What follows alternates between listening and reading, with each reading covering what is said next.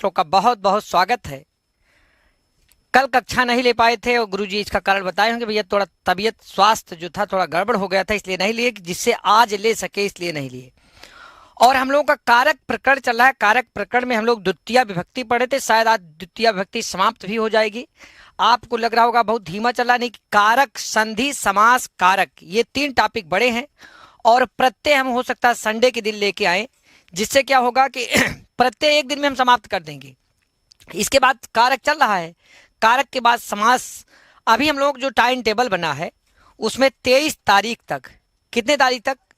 23 तारीख तक आपका पूरा पाठ्यक्रम हम लोग समाप्त करने का लक्ष्य रखें। 23 अधिकतम 24 या 24। इसमें आपकी प्रैक्टिस भी लगातार चलेगी, प्रैक्टिस भी चलेगी और जो टॉपिक जैसे हम पढ़ा रहे हैं ऐसे पूरा करेंगे। संडे के दिन हो सकता है आपकी विस्तृत कक्षा भी चले, तो ध्यान दीजिएगा मित्र। आज हम लोग जो द्वितीय विभक्ति या आप कह सकते हैं कर्म कारक, द्वितीय विभक्ति या कर्म कारक में हम लोगों ने क्या पढ़ा था? कर्तुः ईप्सित तमम कर्म, पहला सूत्र पढ़ लिए थे हम लोग।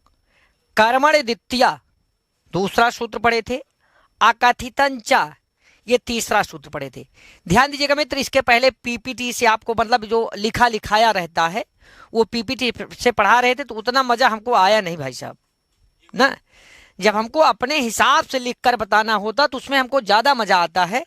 जब पहले से लिखा रहता तो उसमें हमारा दिमाग थोड़ा कम लग पाता है ना। और हमें लगता है कि हम भैया डायरेक्ट लिखकर डायरेक्ट बताएं, थोड़ा होता है लेकिन कोई दिक्कत नहीं, हमें अच्छा लगता है, इसलिए हम पीपीटी की अपेक्षा डायरेक्ट लिखकर पढ़ाना चाहेंगे।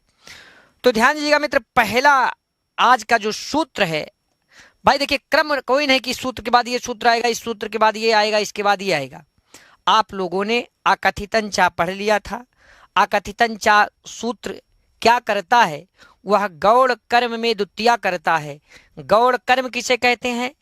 जो कर्म नहीं था उसको आपने कर्म बना लिया। जैसे अपादान को कर्म बना लिया, करण को कर्म बना लिया, संप्रदान को करण बना लिया, अधिकरण को कर्म बना लिया। लेकिन कब बनाए? जब वाक्य में 16 द्विकर्मक धातु आ गई तब बनाए। दुहयाच पच दंड रुद्ध प्रच ची ब्रू सास जी मथ मुस नी हरी कृष वाह, इससे बनी हुई कोई भी, जैसे इससे बना हुआ कोई शब्द आ गया तो तुरंत आप जो अपादान करण संप्रदान रहता, अधिकरण रहता, उसको भी अगर आप चाहें तो कर्म बना लेते हैं तो द्वि कर्म हो जाता है। एक कर्म पहले से रहता, एक आप बना लिए, तो द्वि कर्म का होना ही इन धातुओं को द्विकर्मक कहलाता है। भाई द्विकर्म हो रहे थे इसलिए इन धातुओं का नाम क्या पड़ा? द्विकर्मक धातु। मतलब ऐसी धातु जिनके आने पर आपको वाक्य में द्वि कर्म दिखाई पड़ेगा। समझ में आया? अब इसके बाद भैया देखिए, एक लाइन मैं लिख रहा हूं, इसको आप सभी लोग अपने कॉपी पे जहां पहुंचे, जैसे पहुंचे, जिस अवस्था में पहुंचे हैं, बढ़िया हैंड राइटिंग में लिखो। क्या लिखेंगे? देखिए लिखे, आधार की कौन सी संज्ञा होती, आप बताइए। आधार की कौन सी संज्ञा होती है? आधार की संज्ञा होती है अधिकरण संज्ञा। क्या होती है? अधिकरण संज्ञा। और कौन सी विभक्ति लगाते हैं? सप्तमी। आधार की अधिकरण संज्ञा होती है नहीं होती है? और आप विभक्ति क्या लगाते हो? सप्तमी। आप कहते अधिकरणे, आधारो अधिकरणम, अधिकरणे सप्तमी, सप्तम में अधिकरणे, कहते नहीं कहते हैं? भैया कर्ता ने कर्म को करण से संप्रदान के लिए अपादान से अलग होने के अर्थ में संबंध का की के रारी रे अधिकरण में पई पर, अधिकरण नीचे वाला एकदम सतई, 7वां विभक्ति, सतई होता नहीं होता है? तो कहते भैया आधार की अधिकरण संज्ञा होती है और इसमें सप्तमी विभक्ति लगती है। कहें लेकिन देखो आधार की, अब ध्यान देना जो हम लिख रहे हैं, आधार की अधिकरण संज्ञा, आधार की अधिकरण संज्ञा ना करके तब कौन संज्ञा? आधार की अधिकरण संज्ञा नहीं होगी तब कौन सी संज्ञा होगी? करें आधार की अधिकरण संज्ञा ना करके कर्म संज्ञा। कौन संज्ञा? कर्म संज्ञा करने वाले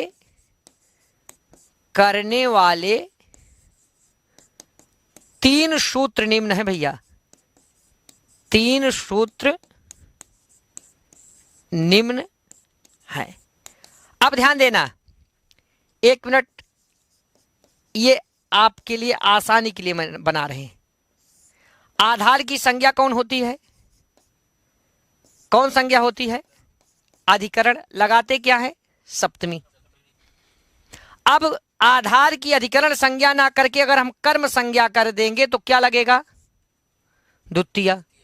क्या लगेगा? मतलब जहां सप्तमी होना है होगा वहां क्या? द्वितीया। समझ में आया? लेकिन कब होगा यही पढ़ने जा रहे हो अब भाई साहब, समझिएगा। आधार की होती है अधिकरण संज्ञा, और जैसे अधिकरण संज्ञा होती है लगती है सप्तमी, लेकिन करें नहीं, आधार की कर्म संज्ञा होगी और लगेगी द्वितीया। तो पीछे चेला भाई साहब बैठा था, खड़ा हो गया, कहा गुरुजी कब है आधार की कर्म संज्ञा होगी? सीधा सीधा बताओ हमको।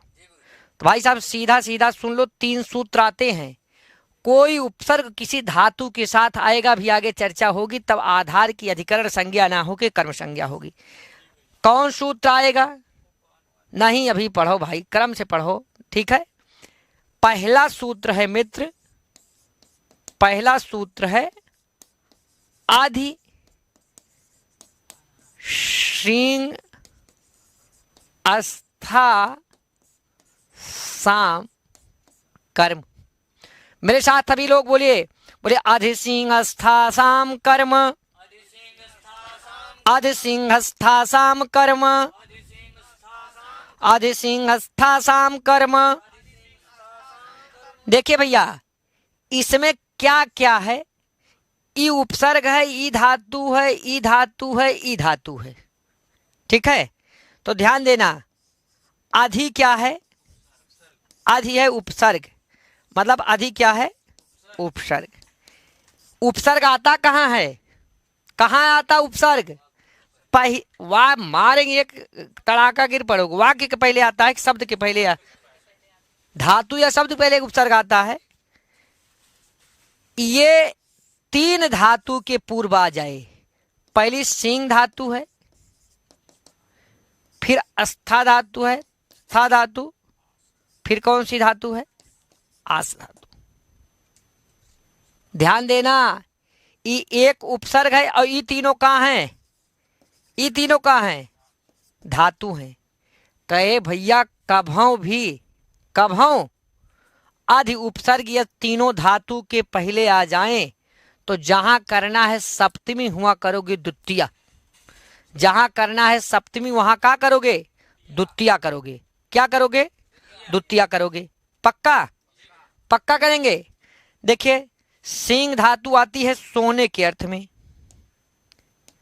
सिंह धातु किस अर्थ में आती है? सिंह मतलब होता है सोने के अर्थ में, ठीक है। आस्था मतलब ठहरना, रुकना, बैठना, ठहरना, रुकना, बैठना। आस मतलब भी होता बैठना, आस मतलब बैठना। तो बनेगा शब्द क्या? देखो प्राय कैसे शब्द, मान लो जैसे ये आ गया शब्द, कहीं मान लो जैसे अधिसेते आ गया। क्या आ गया? क्या आ गया? अधितिष्ठत आ गया, अधितिष्ठत आ गया, या अध्यास्ते आ गया। क्या आ गया? अध्यास्ते। तो देखो यहाँ ये जो स्था धातु है, इसको तिष्ठ आदेश होता था, ऐसे चलता तिष्ठत, तिष्ठता, तिष्ठन्ति। ये आस धातु देखो आस्ते है, लेकिन आदि उपसर्ग हो जाएगा, यड़ संधि हो गई, हो गया अध्यास्ते। क्या हो गया? अध्यास्ते। अब देखना भाई साहब, अगर यह ऐसे वाक्य आपको दिखाई पड़ जाएं कि भैया देखो सिंह धातु के पहले सेते वाली, सेते, सयाते, सेरते, ऐसे चलेगा ना। देखो इसके पहले अधि लगा है, तो पक्का पक्का नियम काम कर रहा है। जहां सप्तमी होनी वहां द्वितीया होगी। यहाँ देखो तिष्ठत के पहले, अस्था के पहले अधि लगा है, यहाँ देखो आस के पहले अधि लगा है, मतलब भैया नियम काम कर रहा है। कहे गुरु जी कौनो उदाहरण झोंको काठी सही ना, तो कहे कौनो उदाहरण बढ़िया झोंको काठी जिससे पूरा अच्छे समझ में आ जाए। तो कहे देखो एक उदाहरण बहुत अच्छा ले रहे हैं मित्र, उदाहरण देखो बहुत प्यारा से उदाहरण ले रहे हैं और आता भी है। हरि ही वैकुंठम तीनों लिख दो क्रम से ऐसे। पहला क्या लिखेंगे? अधि सेते। दूसरा क्या लिखेंगे? अधि तिष्ठत। तीसरा क्या लिखेंगे? अध्यास्ते। ध्यान देना। बोलो हरि वैकुंठम अधितिष्ठति, हरि वैकुंठम अधिसेते, हरि वैकुंठम मध्यास्ते। काहे मरा मरा बोल रहे हैं? सही नहीं बोल पा रहे हैं क्या भैया? देखो यहां सेते आ गया कि नहीं आ गया? हमारे जितने मित्र देख रहे हैं, सेते आया, सोने वाली धातु आई, उसके पहले अधि लगा है। इसका मतलब तीनों का मतलब देखिए, इसका मतलब हो जाएगा हरि वैकुंठ में सोते हैं, हरि वैकुंठ में आराम करते हैं, हरि वैकुंठ में बैठते हैं। यही मतलब होगा ना? देखना मित्र, सेते के सिंह के पहले अधि आ गया, तिष्ठ के पहले मतलब आस्था के पहले अधि आ गया, आस्ते के पहले आस धातु के पहले अधि आ गया। तो आप क्या लिखते हो? मान लो लिख रहे, एक वाक्य लिख रहे, हरि ही वैकुंठ में सोते हैं। क्या है? सोते हैं। इसका अनुवाद आप करते साधारण में तो कैसे करते? इसका अनुवाद आप करते भैया, हरि ही वैकुंठे। क्या करते? वैकुंठे अधिसेते। क्या करते? हरि वैकुंठे अधिसेते। क्यों? वैकुंठ में, अधिकरण में पै पर, अधिकरण में पै पर, तो अधिकरण में सप्तमी लगती, हो जाता वैकुंठे। वैकुंठम वैकुंठे होता सप्तमी में, द्वितीयम वैकुंठम होता। कहें गुरु जी द्वितीया क्यों लगा दिए हैं? हरि वैकुंठ में सोते हैं। अरे भाई गृहे बसति होता है ना, घर में बसते हैं, गृहे बसति। वैकुंठ में सोते हैं, वैकुंठे होना चाहिए था। कहें गुरु जी द्वितीया क्यों हुई है? अरे भैया अधि के सिंह धातु के पहले अधि आ गया, इसलिए वैकुंठे ना होके द्वितीया हो गया है।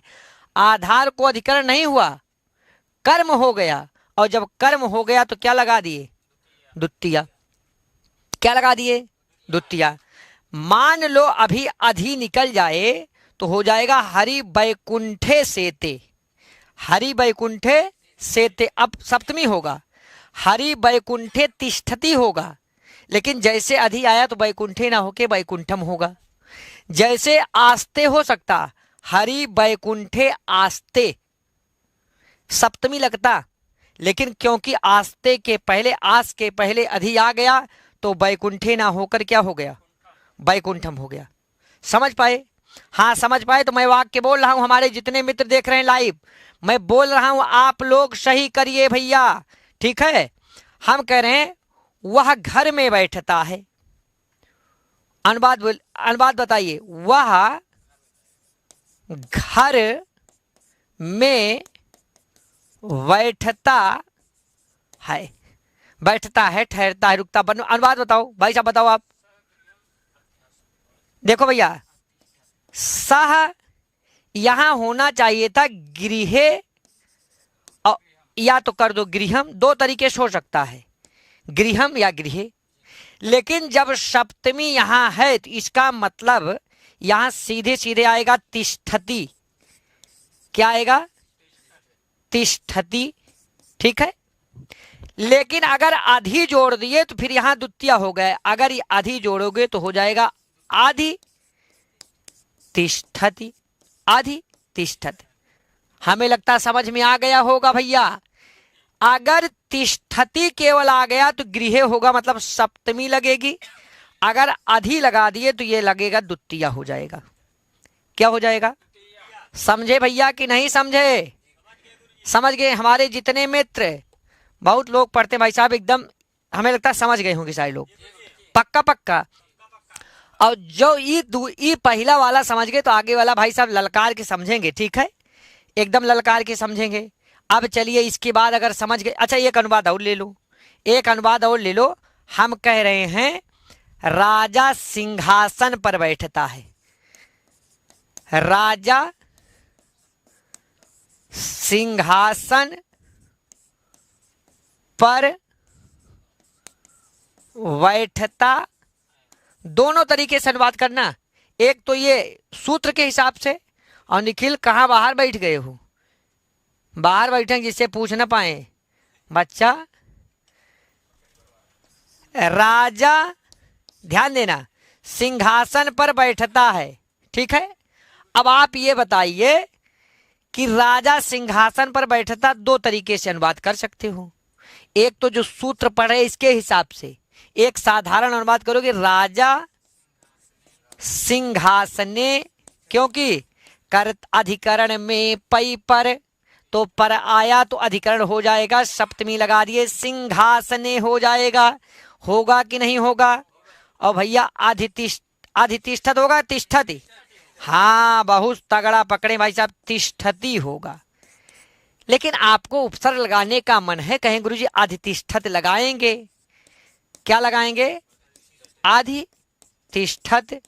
तो भैया जैसे अधितिष्ठत लगाए तो अब ई सिंहासने नहीं होगा, अब ई हो जाएगा द्वितीय, हो जाएगा सिंहासनम, सिंहासनम। अच्छा आगे स्वर है तो इसलिए माँ लगेगा, आगे स्वर है तो माँ लगेगा।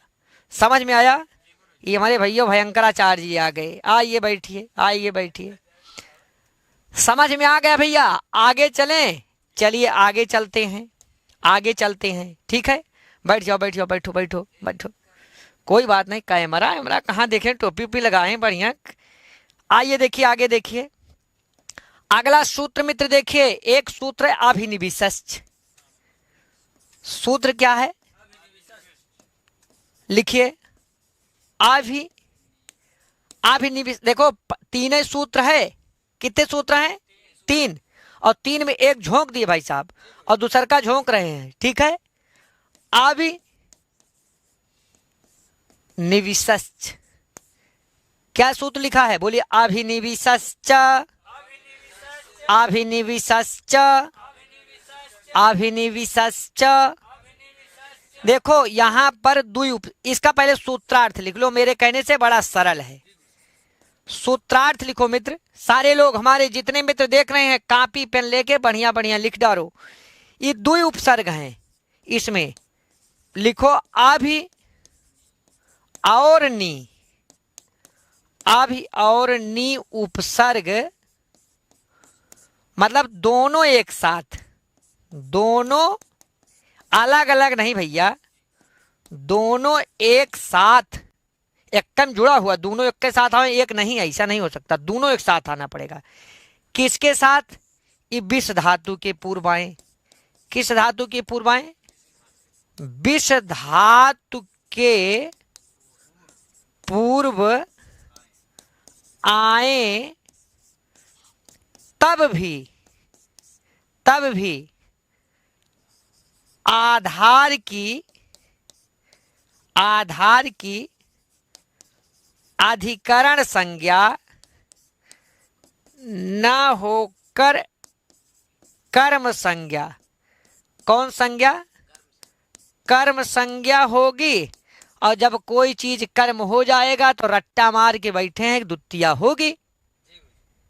सब एकदम सेम वैसे है जैसे पिछला पढ़े थे, बस यहाँ कंडीशन एक ये है भैया, एक कंडीशन देखो, थोड़ा में ही बढ़ा के यहीं लिख दे रहे हैं। ये देखो, का नाम हिमांशु कह रहे हैं ई का है, ई अभी है ना, और अभी प्लस नी, ये दोनों का है उपसर्ग। ये दोनों क्या है? दोनों एक साथ विष धातु के पूर्व आ जाए। किस धातु के पूर्व? विष धातु के पूर्व। तो कह रहे हैं जो आधार होगा, मतलब जहां सप्तमी लगनी है वहां सप्तमी न लगकर क्या लगेगी? द्वितीय लगेगी। क्या लगेगी? द्वितीय लगेगी। समझ में आया? देखो वाक्य, ध्यान देना, तो एक वाक्य बड़ा सरल लिखे रहे, यही आता है, सज्जनः सन्मार्गम अभिनिविशते। चलिए मैं लिख रहा हूं, सज्जन सन्मार्ग पर चलता है। इसका अनुवाद करो सभी लोग। मान लो ई वाला सूत्र न पढ़े होते तब अनुवाद क्या करते, अभी ध्यान देना, जब दूसरी लाइन नोट करना। मान लो ये सूत्र न पढ़े होते तो आप पढ़ते सज्जना, अच्छा पर आ रहा तो सप्तमी लगाएंगे, सन्मार्गे और चलत या ऐसे कुछ प्रयोग कर देते ना, विशति निविशत ऐसे प्रयोग करते, सन्मार्गे। अब हाँ क्या मान लो चलत लिख देते, एकदम सीधा सीधा लिख दो चलती, ठीक है, या विशति, ठीक। लेकिन भैया हम पढ़ लिए कि सज्जनः सन्मार्गम, हम दोनों धातु का इस चलने के लिए दोनों धातु का प्रयोग, दोनों उपसर्ग का प्रयोग कर दिए। अभी नी हो गया दोनों ना, निवि शते। देखना ये विष धातु आई, विषते, विषते आया भैया कि नहीं आया, तो ऐसे चलता है, ये आत्मनेपदी जैसे चलता है। विषते आ गया, जैसे लभते, लभते लभेते लभंते ना, तो देखो विषते के पूर्व ई अभी और नी दोनों आ गया कि नहीं आ गया, आया भैया कि नहीं आया। तो कहीं भी ई पूरा वर्डवा इसे याद कर लेना शब्दवय। अभिनिविशते आने पर भी सप्तमी नहीं होगी, क्या होगी, आधार की, मतलब सन्मार्ग पर चलता है, होना चाहिए था सन्मार्गे चलती, लेकिन सन्मार्गे नहीं होगा, क्या होगा, सन्मार्गम। क्यों होगा, क्योंकि भैया अभी और नी दोनों उपसर्ग विष धातु के पूर्व आ गए हैं। किस धातु के पूर्व, इसका हो जाएगा सज्जनः सन्मार्गम अभिनिविशते। क्या हो जाएगा, सज्जनः सन्मार्गम अभिनिविशते। ठीक भैया, समझ में आ गया, एकदम पक्का पक्का आ गया। अब ई देखो, अब लिख लेना, ठीक है। ए हाँ ई वाला थोड़ा सुंदर कर दे भाई साहब, सुंदर करने के चक्कर में चला गया। अब निविशते समझ में आ गया। ये दोनों उपसर्ग है, दोनों एक साथ आया है, विष धातु के पूर्व आया है, यही पढ़े हो। अभी और नि उपसर्ग दोनों एक साथ विष धातु के पूर्व आए तब भी आधार की अधिकरण संज्ञा अर्थात सप्तमी न होकर कर्म संज्ञा अर्थात द्वितीय होगा। समझ में आ गया भैया, पक्का पक्का आ गया। और तेज चले, आवाज नहीं आ रही है। ये कौन बोला भैया आवाज नहीं आ रही है, गला फाड़ फाड़ के बोल रहे हैं भाई साहब आवाज नहीं जा रही है। हाँ आवाज तो सब लोग कह रहे हैं आवाज आ रही है, ठीक है। संस्कृत नहीं आती कैसे पढ़ूं, अरे रवि कुमार जी जैसे पढ़ रहे हैं वैसे पढ़ो, का मूड उल्टा करके गोड़ ऊपर करके पढ़ो, का ऐसे पढ़ो, आ जाएगा। प्रैक्टिस करो, 30 में 30 आएगा, परेशान ना हो। शुरुआत सभी कहते नहीं आ रही नहीं आ रही, 1 महीना पढ़ने के बाद भाई साहब झकझोर के आने लगती है। समझ में आया। ये देखो यहाँ सब निखिल उखिल और हिमांशु मांशु एकदम तेज हो गए। अगला वाला सूत्र पढ़ना, जब ललवा पढ़ सकता भाई साहब तो दुनिया पढ़ सकती, हम ऐसा मान रहे हैं, ठीक है। और बहुत मन से पढ़ता है, और ये अभी बता रहे हैं 6 क्वेश्चन 6 सही बताया था कल परसों में, ठीक है। चलिए अगला सूत्र ध्यान दीजिए। अगला सूत्र भाई साहब 2 झोंक दिए, एक और बाकी है, एक और बाकी है ना। तीसरा सूत्र उपान वध्यांग वशः, बोले उपान वध्यांग वशः, उपान वध्यांग वशः, उपान वध्यांग वशः। कहें कोई बहुत तिरछा कहानी है, बहुत गड़बड़ा सूत्र है, कैसे इसको अलग अलग करे, कुछ नहीं भाई साहब, एकदम सरल है, एकदम सरल है। देखो ऐसे ऐसे लिखना है, ई उप है, ई अनु है, ई आधि है, ई है आंग, ठीक है, और ई है वस। कहें इसमें धातु कौन है, उपसर्ग कौन है, तो पढ़ो, बोलो प्रा प्रा अप शम अनु अवनिस निर। देखे अनु आ गया, अनु आ गया ना। दुस दुर बी आंग देखो आंगो आ गया, नी अधि अपियत अध भी आ गया, सु उद अभिप्रति परि उप, देखो उप भी आ गया। मतलब ई चारों का है उपसर्ग हैं और ई का है धातु। मतलब ये 5 चीज लिखा गया, अगर इसको संधि कर दोगे, देखो आ के ई उप अनु, आ मिलके दीर्घा हो गया, उ को वा हो गया, ई को या हो गया, और इसके बाद आंग का ये देखो आ मिलके उपान वध्यांग वशा बनेगा। जब संधि करके इसको बनाओगे तो पक्का पक्का यही बनेगा।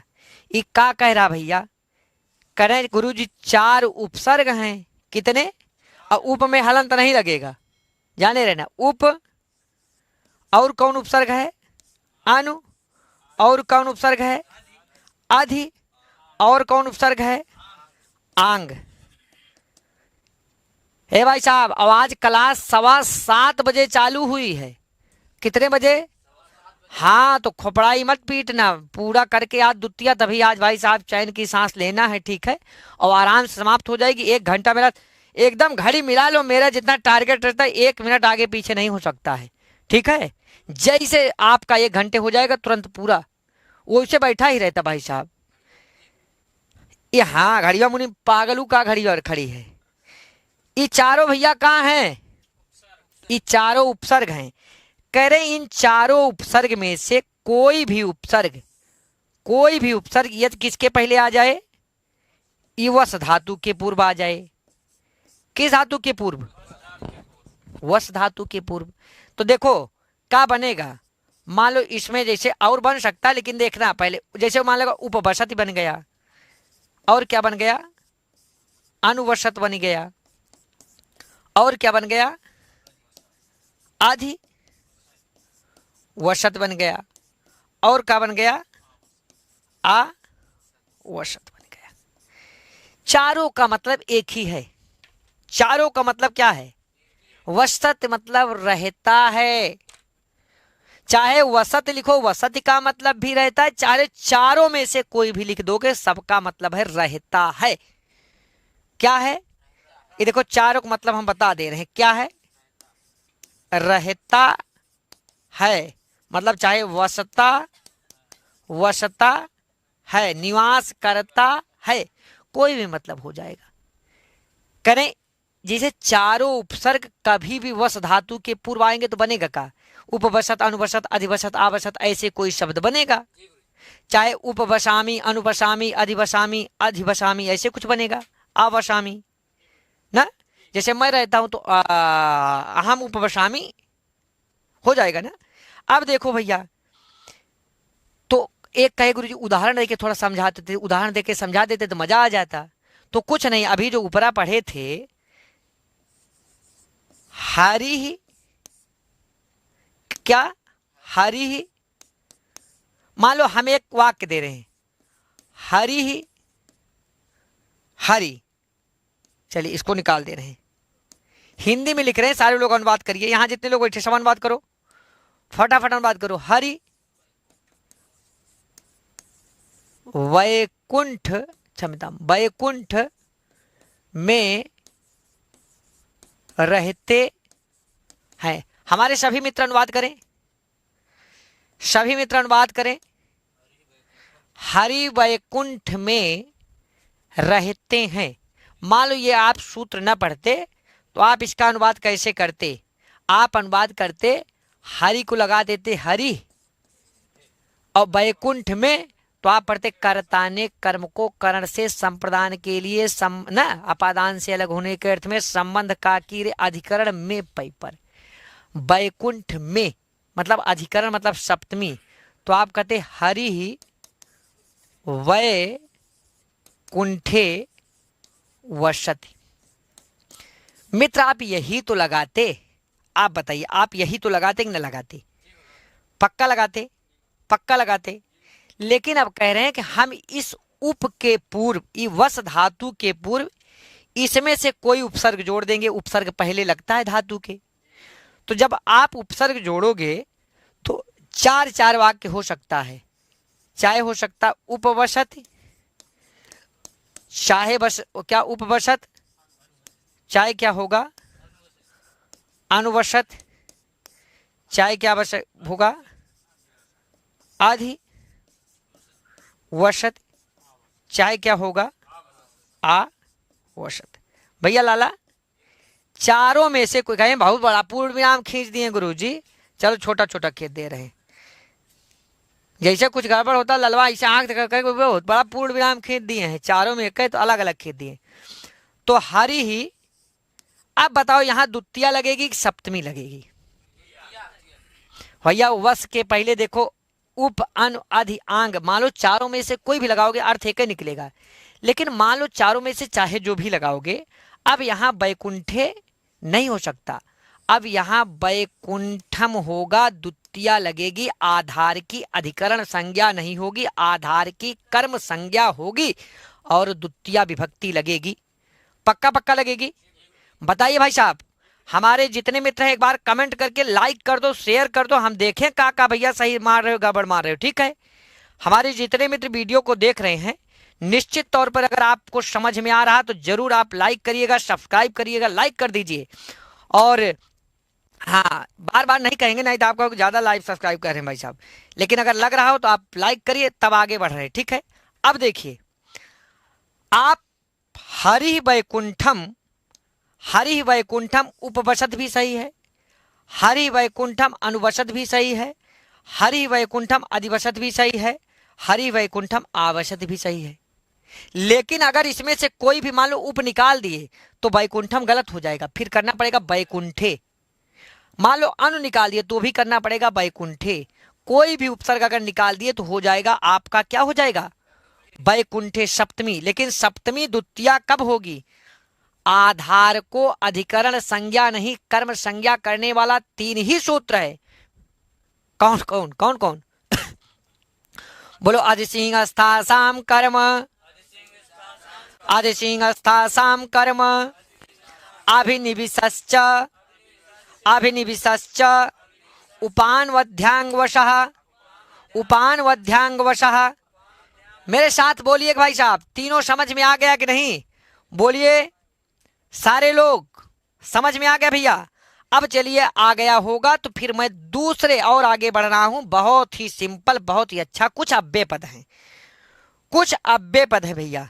ठीक है, कुछ अव्यय पद हैं, उनके योग में डायरेक्ट कर्म और नहीं होता, डायरेक्ट द्वितीय व्यक्ति हो सकता है। आप इसको जानते हो, जानते होंगे, पहचानते होंगे, लेकिन इसके बाद वाला नहीं जानते होंगे, हम जानते हैं। एक सूत्र है, ध्यान देना। अच्छा चला, पहले वही झोंक दे क्या भाई साहब? पढ़ाने झोंकने जा रहे थे, दूसरा भाई साहब नाम ले लिए तो दूसरा झोंक दे रहे हैं। इस सरल वाला करने को, एक ठीक सरल झोंक के तब कठिन वाला झोंको। तो सरल वाला ले लो, एक लिखो, अभितः परितः समया निक्सा। हाँ, कितनी चीज लिखे? 5 चीज लिखे कि नहीं लिखे? लिखे। इसके सामने लिखो, अगला लिखो प्रति। क्या लिखे? प्रति। अब छा हो गया भैया कि नहीं हो गया? छा हो गया तो अब आगे लिख लो योगे अपि, योगे अपि। सबके बीच में ऐसे कर दो, क्योंकि संधि नहीं किए है ना। जब संधि नहीं किए तो ऐसे कर दोगे तो हो जाएगा अलग अलग। मेरे साथ बोलिए, अभिता परिता समयानिक्सा, हा प्रतियोगे अपि। यह इतना ही है, लेकिन यही ब्रैकेट में लिख लेना द्वितीया। क्या लिख लेना? द्वितीया। और सबके नीचे सबका लिख लेना कोड।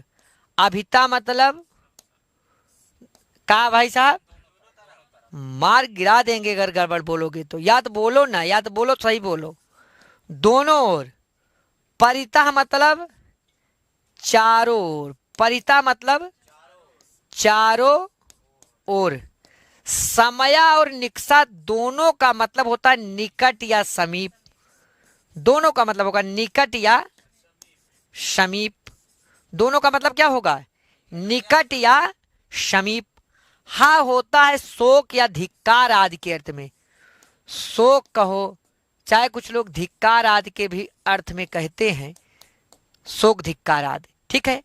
प्रति मतलब होता है और, प्रति मतलब और। कहें वो उकरे ओर जात भाई साहब, उकरे ओर जा रहा है, विद्यालय की ओर जा रहा है, मंदिर की ओर जाता है, फलनिया घर के ओर जा रहा है भाई साहब। कहना ये जो ललवा है फलानी घर की ओर जा रहा, तो ओर के लिए आप क्या लगाएंगे? और हिमांशु बताएं सही सही। कहें गुरुजी संस्कृत गंगा जब उतरता तो बाएं उसकी ओर भागता, उसके घर एक तरफ ही भागता। सही बात है। कहें गुरु 3-4 बार देख चुके हैं आजकल बाएं कम दाहिने ज्यादा भाग रहा है। तो कहे दाहिने काहे भाग रहा? कहे गुरुजी उसका घर है ना, उसी को ओर, मतलब उसके घर की ओर के लिए क्या लगाएंगे? प्रति। समझ में आया? ये सही बात है, एकदम सही बात है। काहे नहीं सही है?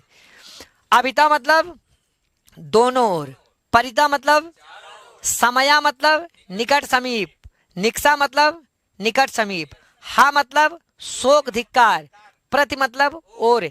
योग में भी क्या? द्वितीया। अब देखो ये 6 अव्यय पद हैं। क्या हैं?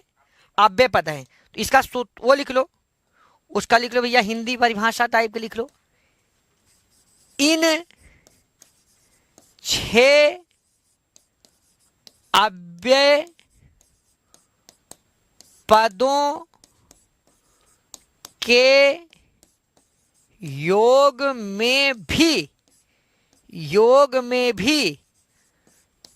द्वितीया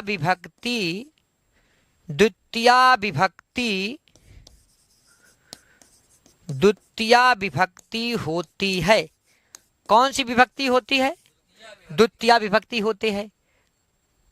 मतलब अभिता परिता समया निक्सा हा प्रति योग अगर आ जाए वाक्य में मित्र, इसमें से कोई भी अगर पद वाक्य में आ जाए तो तुरंत आप बोलोगे किसके दोनों ओर, किसके चारों ओर, किसको धिक्कार, किसको शोक, किसके समीप। जिसके ओर, जिसके चारों ओर, जिसके निकट, जिसके, उसी में द्वितीया लगेगी। समझ आया? उदाहरण देखो, हम लिख रहे हैं एकदम सरल वाक्य। पहले का उदाहरण हम लिख रहे हैं, विद्यालयम अभितः तडागः अस्ति। विद्यालय के दोनों ओर तडागा मतलब तालाब है। मान लो कोई तालाब है, विद्यालय के 2 तरफ है, तो आप क्या बोलोगे? विद्यालय के दोनों ओर तालाब है। इसका अर्थ क्या हो जाएगा? विद्यालय। देखो अभिता आया, किसके दोनों ओर? कहेंगे विद्यालय के दोनों ओर। विद्यालय में क्या हो गया? द्वितीया हो गया। अब आप कहोगे घर के चारों ओर वृक्ष हैं, तो इसका क्या होगा? गृहम परितः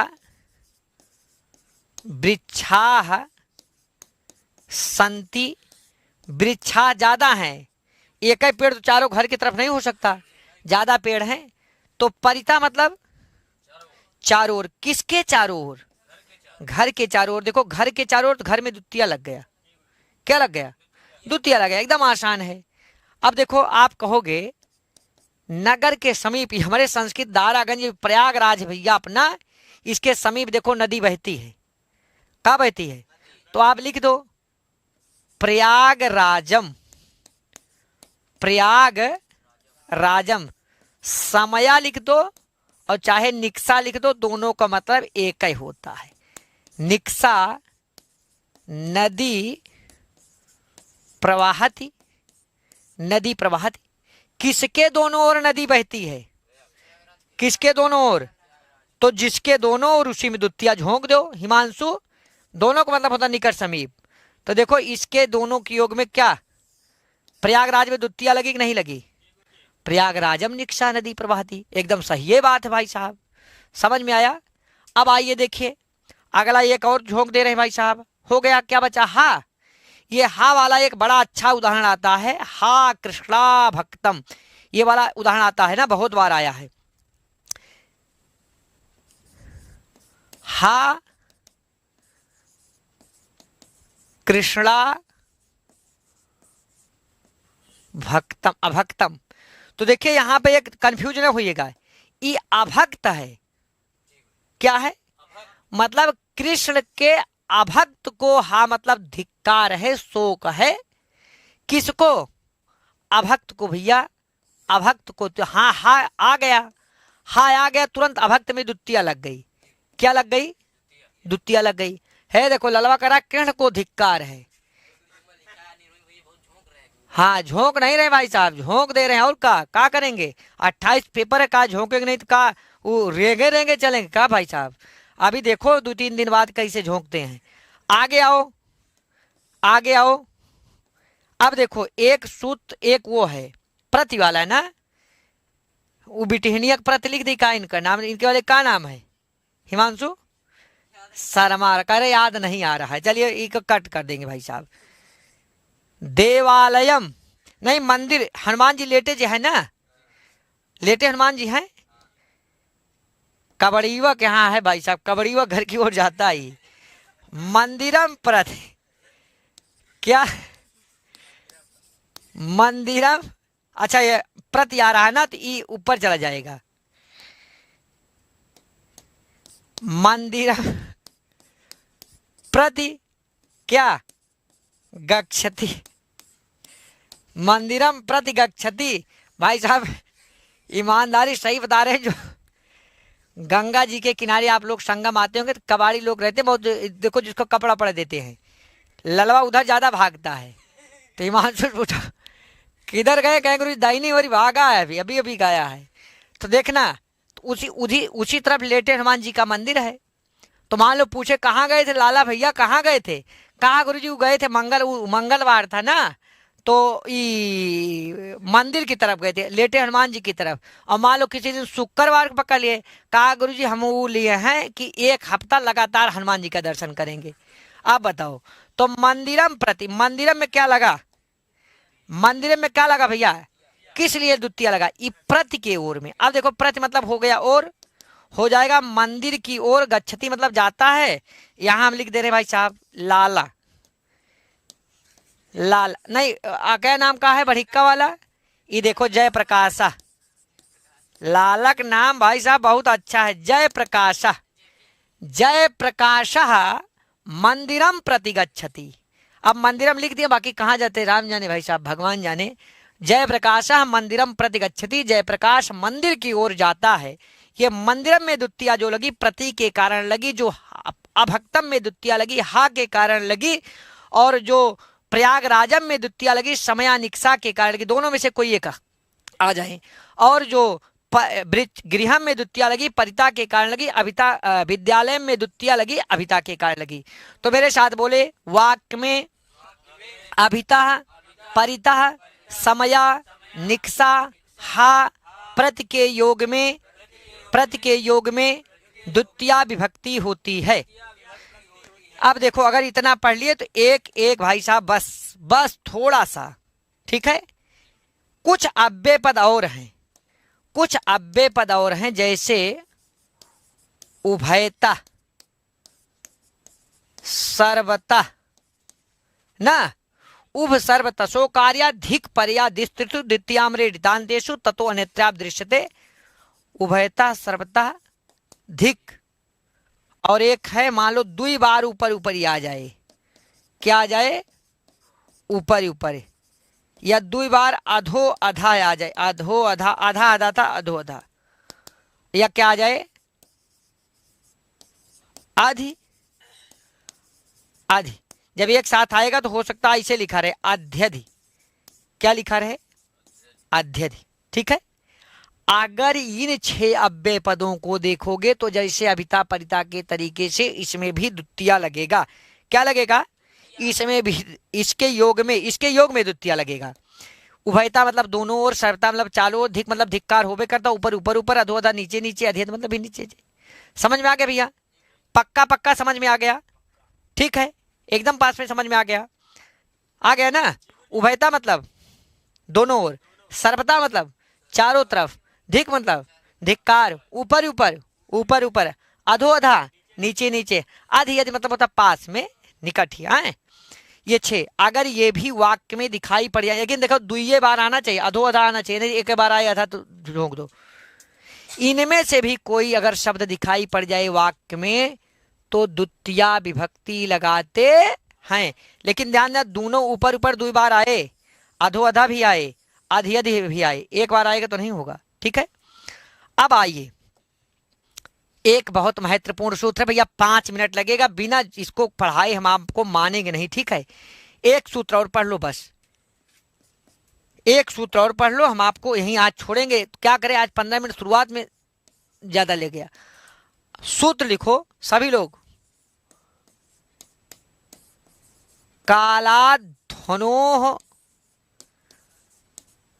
रत्यंत संयोगे, कालाध्वनोरत्यंत संयोगे। मेरे साथ बोले, कालाध्वनोरत्यंत संयोगे, कालाध्वनोरत्यंत संयोगे, कालाध्वनोरत्यंत संयोगे। देखिए भैया, यहाँ 2-3 चीजें हैं, एकदम सिंपल में देखिएगा, बहुत ज्यादा तोड़ना घटाना नहीं है। काल है, अध्वन है, और क्या है, अत्यंत संयोग है। सामान्य रूप से हमारे मित्र देखेंगे, बहुत ज्यादा ध्यान आपको इस पे, बहुत ज्यादा फोकस, आप बहुत गहराई में मत जानिए, बस प्रश्न आएगा सही कर ले जाओगे। काल मतलब होता है समयवाची, काल मतलब, तो यहाँ काल मतलब समयवाची, अध्वन मतलब होता है मार्गवाची, क्या मारेंगे, मार्गवाची, और अत्यंत संयोग मतलब होता है निरंतर संयोग। कौन संयोग होता है, निरंतर संयोग, ठीक है। कौन संयोग, निरंतर संयोग। जैसे हम लोग 1 घंटे से पढ़ रहे हैं, कितनी देर से, तो ये जो 1 घंटा है भैया ना, 1 घंटा, 1 घंटा ये समयवाची है। हम कहे 6 महीना पढ़े, ये 6 महीना समयवाची है। 2 साल पढ़े, 2 साल समयवाची है। और मार्गवाची क्या होगा, जैसे हम कहे 1 कोस, 2 कोस, 4 कोस, 5 कोस, 1 किलोमीटर, 2 किलोमीटर, 4 किलोमीटर, 5 किलोमीटर, क्या है, ये मार्गवाची है। तो कहीं भैया, कहीं भी समयवाची और मार्गवाची शब्दों में निरंतर संयोग देखो तो द्वितीया विभक्ति झोंक दो। का झोंको, द्वितीया विभक्ति झोंक दो, सरल है ना। अब ये लिख लेना, ऐसे ना लिखना झोंक दो, आप लिखना, यदि कालवाची एवं मार्गवाची शब्दों में निरंतर संयोग गम्यमान हो, मतलब दिखाई पड़े ना, तो कालवाची एवं मार्गवाची शब्द में ही, फिर सुनना, कालवाची एवं मार्गवाची शब्द में ही द्वितीया विभक्ति लगती है। कौन सी विभक्ति लगती है, द्वितीया विभक्ति लगती है, भूलेंगे तो नहीं। मेरे साथ फिर बोलिए, यहाँ कालाध्वनो रतियन संयोगे में काल से तात्पर्य है समयवाची, अध्वन से तात्पर्य है मार्गवाची, अत्यंत संयोग से तात्पर्य है निरंतर संयोग। अब मेरे साथ इसकी परिभाषा बोल के बाद में वीडियो धीमा करके लिख लेना। कालवाची एवं मार्गवाची शब्द में निरंतर संयोग दिखाई देने, हो सकता है कंफ्यूज हो रहे हो निरंतर संयोग पे, लेकिन अभी मैं बताऊंगा निरंतर संयोग क्या है ना। निरंतर संयोग दिखाई देने पर कालवाची और मार्गवाची शब्द में ही द्वितीया विभक्ति लगाते हैं। तो द्वितीया विभक्ति लगा दो। अभी देखो कैसे लगाएंगे आप भैया भाई साहब, ये देखो, हम लिख, एक उदाहरण देखो, आता है क्रोशम कुटिला नदी, क्रोशम कुटिला नदी, हम लिखे क्रोशम गिरिः वर्तते, क्रोशम गिरिः वर्तते, क्रोशम गिरिः वर्तते। और देखना उदाहरण, हाँ, सह मासम रामायणम अधीते, सह मासम, सह मासम रामायणम अधीते ना। और देखा, सह सप्त दिनान रामायणम, सह सप्त दिनान रामायणम पठति। अब मित्र आप हमारे साथ सब ध्यान से सुनिएगा। इस सभी वाक्यों में आप देखो, जैसे क्रोशम है, यहाँ क्रोशम है, यहाँ माशम है, यहाँ सप्त दिनानि है, ये क्या क्या है? ये जैसे का है कोस भर नदी टेढ़ी है, कितनी दूर? कोस भर में ही नहीं करे 500 टेढ़ी है 500 सीधी, नहीं नहीं नहीं, कोस भर। तो ये जो कोस भर है इसमें निरंतर संयोग गम्यमान है कि नहीं है? तो कोस में क्या लगेगा? द्वितीय लग जाएगा। कहते भैया एक कोस पूरा पर्वत है, कितना कोस? एक कोस। तो एक कोस जो है ये क्या है? मार्गवाची नहीं है क्या? अरे समयवाची नहीं है। 14 कोसी परिक्रमा हमारे अयोध्या में चल रही है, लोग कहते हैं 14 कोस पैदल चले भैया। तो 14 कोस में चतुर्दश क्रोशम, चतुर्दश क्रोशम हो जाएगा, द्वितीय विभक्ति हो जाएगी, पंच क्रोशम ना। अब देखो भाई साहब, द्वितीय विभक्ति करोगे कि नहीं करोगे? करेंगे कि नहीं करेंगे? करेंगे। कब करोगे? जब निरंतर संयोग। अच्छा निरंतर संयोग भूल जाना, वो रहेगा ही रहेगा, आप समझ पाओ चाहे ना समझ पाओ, ठीक है। तो देखो द्वितीय लगी है, तो अगर ऐसे द्वितीय लगा कि देखो मासम में द्वितीय लगी है, दिनम दिने दिनानी, दिनम दिने दिनानी, वर्षम वर्षे वर्षाणी, वर्षम वर्षे वर्षाणी, फलम फले फलानी नहीं फलानी, फलानी कहोगे तो मरबो करो, मारो खाओगे। दिनम दिने दिनानी, फलम फले फलानी ना, वर्षम वर्षे वर्षाणी ना। भैया देखो यहाँ सब द्वितीया का बहुवचन लगा है, यहाँ मासम में द्वितीया का एक वचन लगा है, क्रोशम में क्यों लगा है द्वितीया? इसलिए द्वितीया लगाई क्योंकि भैया कोई समयवाची है, कोई मार्गवाची है, कोई समयवाची, कोई मार्गवाची है। और समयवाची मार्गवाची देखना, अगर सूत्र पूछे तो है जो पिछवा सूत्रवा देख रहे हो यही झोंक देना। कालाध्वनोरत्यंत संयोगे, कालाध्वनोरत्यंत संयोगे। ध्यान देना, आपसे पूछे मान लो इसमें से कोई उदाहरण दे के ऐसे पूछ ले, ऐसे मान लो यही दे दिया गया, यही क्रोशम कुटिला नदी बहुत आता है, यह किस सूत्र का उदाहरण है? तो 4 ऑप्शन दिया रहेगा, वही ऑप्शन नंबर डी में या सी में कहीं भी एक आध जगह दिया रहेगा, कालाध्वनोरत्यंत संयोगे। तो आपको वही वाला ऑप्शन टिक करके गोला में ओमार में गोलिया के 1 नंबर गिन लेना है। समझ में आया? अब पता लगा दूसरा गोला गोलिया दिए तो भाई साहब नंबर गिनेंगे लेकिन बाद में मिलेगा नहीं, ठीक है। अब देखो एक बहुत मजेदार, एकदम मजेदार भाई साहब, खूंखार और मजेदार, इसमें है कि नहीं किताब में? हाँ, अंतरांतरेण युक्ते है भाई साहब। ये देखो ये भी आपके पाठ्यक्रम में है तो हो सकता आ जाए। तो कालवाची समयवाची में निरंतर संयोग दिखाई देने पर कौन विभक्ति? चतुर्थी। ललवा का होगा? हाँ कह रहा द्वितीय, इधर जाता कहीं ऐसा ना हो गलत बोलते, द्वितीय होगा, अभी पढ़ाए ना। अब देखो एक सूत्र पढ़िए, अंतरा अंतरेण का होगा? अंतरायंतरेण युक्ते, अंतरा अंतरेण युक्ते, ठीक है। देखो यही ब्रैकेट में अलग लिख लेना, यादव कर लेना, इसे भूलोगे नहीं। अंतरायंतरेण युक्ते द्वितीय, भैया एकदम लास्ट चल रहे हैं हमारे जितने मित्र देख रहे हैं, एकदम बस भैया एकदम आज द्वितीय समाप्त हो जाएगा, उसके बाद इतना तेज हम लोग चलेंगे क्या बताएं, ठीक है। इधर देखो 2 पद है, अंतरा और दूसरा क्या है? अंतरेण, ठीक है। अंतरा मतलब होता है बीच में, अंतरेण मतलब क्या होता है? बिना। अंतरेण मतलब क्या होता है? बिना। और अंतरा मतलब क्या होता है? बीच में। अगर ये दोनों पद आपके उदाहरण में कहीं भी आ जाएं, अंतरा या अंतरेण, क्या अंतरा या अंतरेण, तो आपको द्वितीय विभक्ति लगानी है। जैसे आप लिख लेना अंतरा अंतरेण के योग में द्वितीय विभक्ति होती है। जैसे हम कह रहे हैं तुम्हारे हमारे बीच में हरी हैं, किसके किसके बीच में? तुम्हारे हमारे बीच में। तो बीच में के इस शब्द के लिए जो बीच में आया है इसके लिए आप क्या लगाओगे? अंतरा लगा दोगे। और जैसे अंतरा लगाए तो किसके किसके बीच में? तुम्हारे मतलब त्वाम और हमारे मतलब माम, त्वाम, त्वम त्वाम, अहम माम, त्वाम माम अंतरा हरि हरि अस्ति। त्वाम माम अंतरा कौन अस्ति? हरि अस्ति। ठीक है, समझ में आया?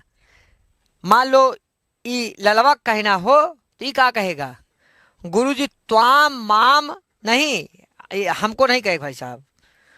वो जहां जाता है उसका नाम लेके उसमें दुत्तिया लगाएगा, कहेगा त्वाम माम अंतरा, ना मेरा नाम लेके या गुरु जी का नाम लेके महोदय अस्ति। नहीं तो हम भाई साहब दिन भर में 4 बार आते, लेकिन त्वाम हमारे बीच में वो है ना, जान जाएंगे बड़ा गड़बड़ हो जाएगा। सही है। अब देखो अंतरा हम कहते हैं ग्रामम अंतरा नदी प्रवाहती। गांव के बीच में, यहां देखो ये क्या आया, गांव के अंतरा मतलब बीच में, नदी प्रवाहत मतलब नदी बहती है। तो ये जो अंतरा आ गया, ये देखो किसके बीच में? गांव में। गांव में दुत्तिया लग गई, दुत्तिया हो गया। ठीक है, अगला अंतरेण वाला एक उदाहरण देख लो। जैसे हमको बोलना हो तो हम कहेंगे संस्कृतम अंतरेण, संस्कृतम अंतरेण अहम न जीवामी, मतलब संस्कृत के बिना मैं जिंदा, अंतरेण मतलब बिना, अंतरेण मतलब संस्कृत के बिना हम जी नहीं सकते भाई साहब, नहीं जी। अब मान लो लाला कहना हो, लाला, इस संस्कृत नहीं लगाएंगे, उसका क्या नाम है? क्या नाम है? अरे बाप रे, इनके देखो ये लाला कुछ नहीं करेंगे, ये केवल ई वाला सब सही रहेगा। अंतरेण अहम न जीवामी, सब तो सही था भाई साहब। ये जो हम संस्कृत लिखे हैं, क्या नाम है उसका? क्या गुरुजी अब कुछ ज्यादा हो रहा है, क्या नाम है? अब नहीं देखे तो अपने मन से लिख देंगे भी, क्या नाम हिमांशु? चलो मान लो करीना भाई साहब नाम है, अब ऐसे नाम रहा, करीना नाम है मान लो, तो करी नाम, करीना है ना दीर्घ कारांत, तो नदी, नद्या, नदी, नदीम, और रमा रमाम, तो करीना करीनाम, करीनाम अंतरेण अहम ना जीवामी। समझ में आया? करीना के बिना मैं जिंदा नहीं रह सकता हूँ, लाला बोले भाई साहब। तो ध्यान देना, अंतरेण आए चाहे अंतरा आए, भाई साहब लगाओगे दुत्तिया। मेरे साथ बोले, ऐसे प्रश्न आएगा, ऐसे प्रश्न आएगा कि भाई साहब कि अंतरा अंतरेण के योग में कौन सी विभक्ति होती है? कौन सी विभक्ति होती है? द्वितीया विभक्ति होती है मित्र। कौन सी विभक्ति होती है? द्वितीया विभक्ति होती है। ठीक है, बस हमें लगता है आज आपका हम समय लिए, थोड़ा देर तक लिए, क्योंकि 15 मिनट भाई साहब गुरुजी मेरा लिए थे, तो 15 मिनट हम आगे बढ़ गए। 1 घंटे का पूरा था और द्वितीया विभक्ति बहुत अच्छे तरीके से समाप्त हो गई।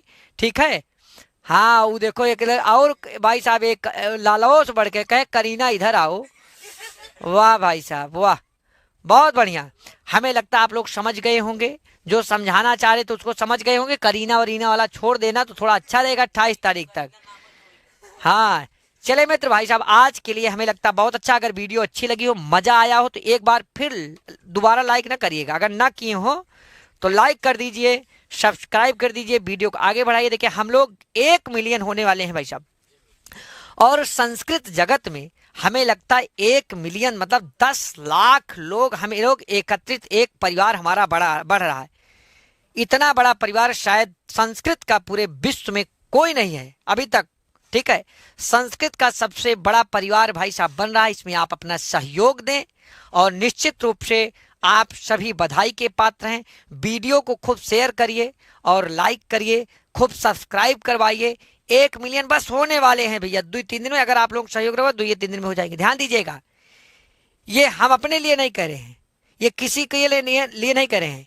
एक हमारा ये जो लोग देखें कि भैया मैथवा वाला 2 मिलियन है, फलनवा वाला 5 मिलियन है, फलनवा वाला 10 मिलियन है, तो संस्कृतियों वाला भाई साहब कुछ होना चाहिए कि नहीं होना चाहिए? कि संस्कृत वाले लुल्ले हैं, नहीं भाई साहब, संस्कृत वाले अभी 1 मिलियन का, कई कई देखेंगे 2 मिलियन, 4 मिलियन, 5 मिलियन, 10 मिलियन हो जाएंगे। जिस तरीके से संस्कृत में वर्तमान समय में प्रगति हो रही है और जिस तरीके से आप लोग उत्साह दिखा रहे हो, तो निश्चित रूप से बहुत ही बढ़ोतरी होगी। मित्र बस आज के लिए इतना ही, और वीडियो अच्छी लगी हो तो लाइक सब्सक्राइब, आप सारा चीज जो करना है, जो अच्छा जानते हो, गड़बड़ जो अच्छा जानते हो सब आप करिए निश्चित रूप से। मित्र बस आज के लिए इतना ही। नमः संस्कृताय, जय हिंद, शुभ रात्रि।